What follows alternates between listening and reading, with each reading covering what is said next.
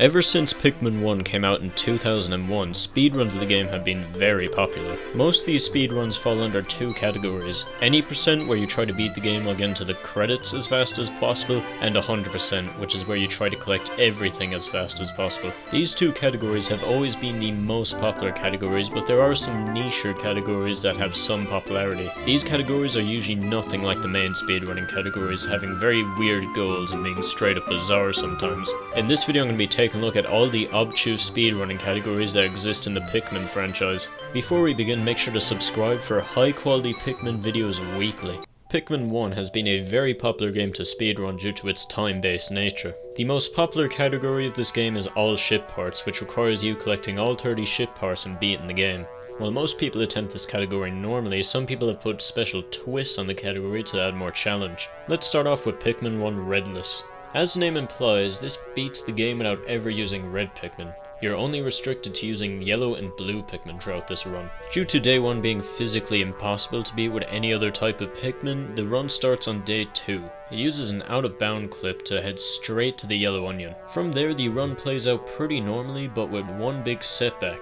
The biggest setback in this run is fire. You have to waste a lot of time throughout this run dealing with fiery blowhogs and stalling out the fire geysers. Other than that, it plays out pretty normally and is a fun challenge to try yourself. Now, I know some Red Pikmin fans are obviously going to be very upset that they were excluded in this run, but don't worry, this next run is for you. This category is Red Pikmin only, and this beats the game using only red Pikmin. I say beats in quotes because the entire game is possible except for the last area. This is less of a speedrunning category and more of a challenge run because it is very hard to go fast in this challenge and barely anyone has tried it due to its difficulty. Due to the large majority of treasures in this game being blocked behind water or stone gates, you have to use very weird and advanced tricks to get them out of there. This run requires you using a lengthy amount of time budging items with Olimar. This is so you can get items out of the water and through stone gates, but you do have to get extra help from a bulborb to get them past the gates. It takes several hours to get all the treasures out, and you can't even beat the game this way due to one area being off limits.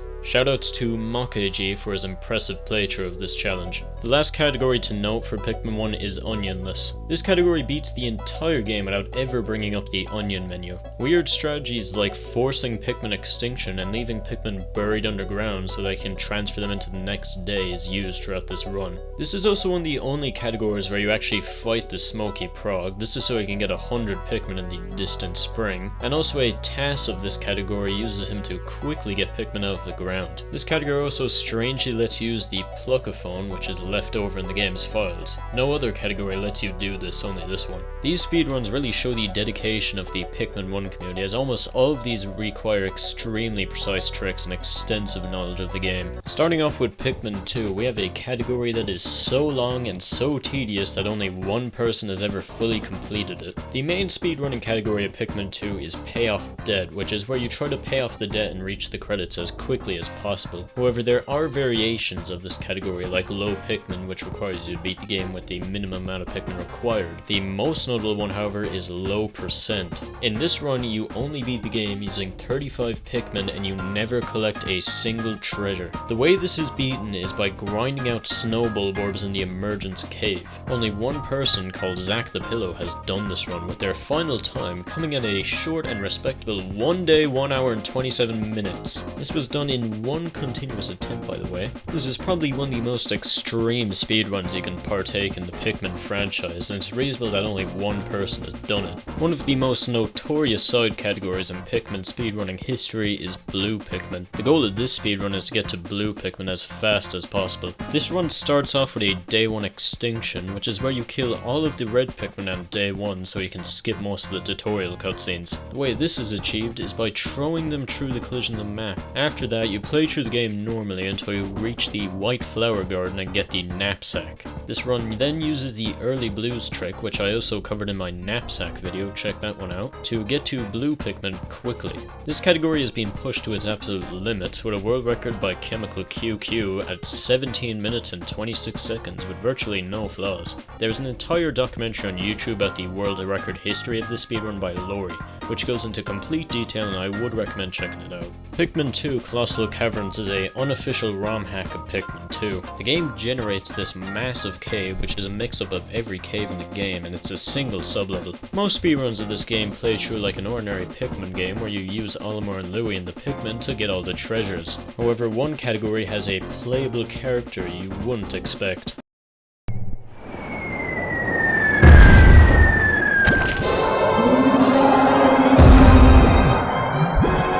That's right, instead of using Olimar and Louie, you're using the Water Wraith and the Giant Bread Bug. This ROM hack features a hidden in-game cheat code which lets you play as these two characters, and it's entirely possible to beat the hack with them. The main strategy is using the Water Wraith to kill all the enemies in the cave and using the Giant Bread Bug to scoop up all the treasures.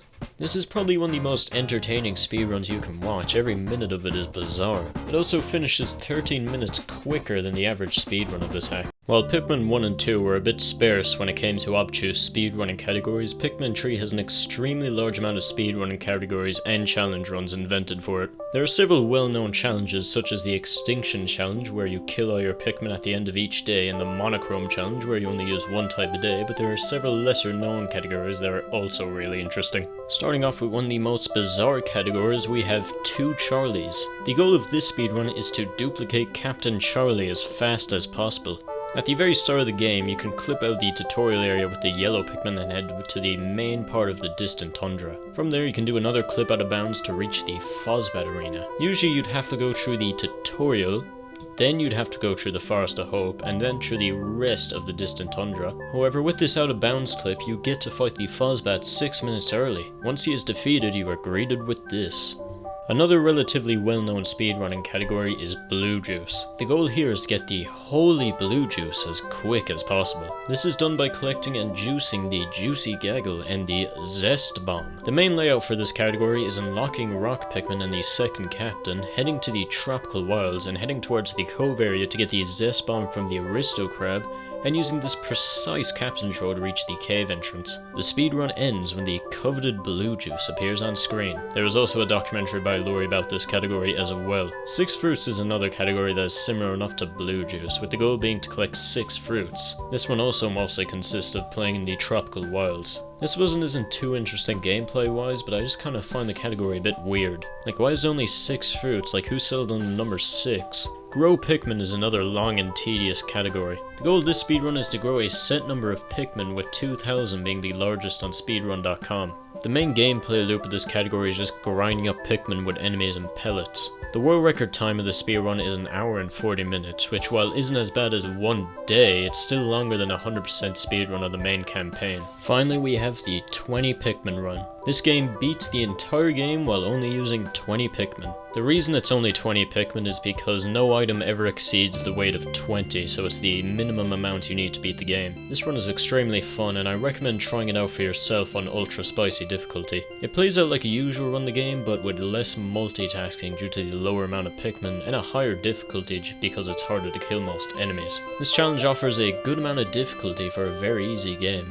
That's really the majority of the wacky speedruns in the Pikmin series. Due to how recent Pikmin 4 is, there haven't been really any interesting speedrunning categories there, but I'm sure the time will come. These speedruns are great because they show the creativity of the community and can add a new twist and breathe new life into these old games. If you think there's any speedrunning categories I missed out on, leave a comment down below and let me know.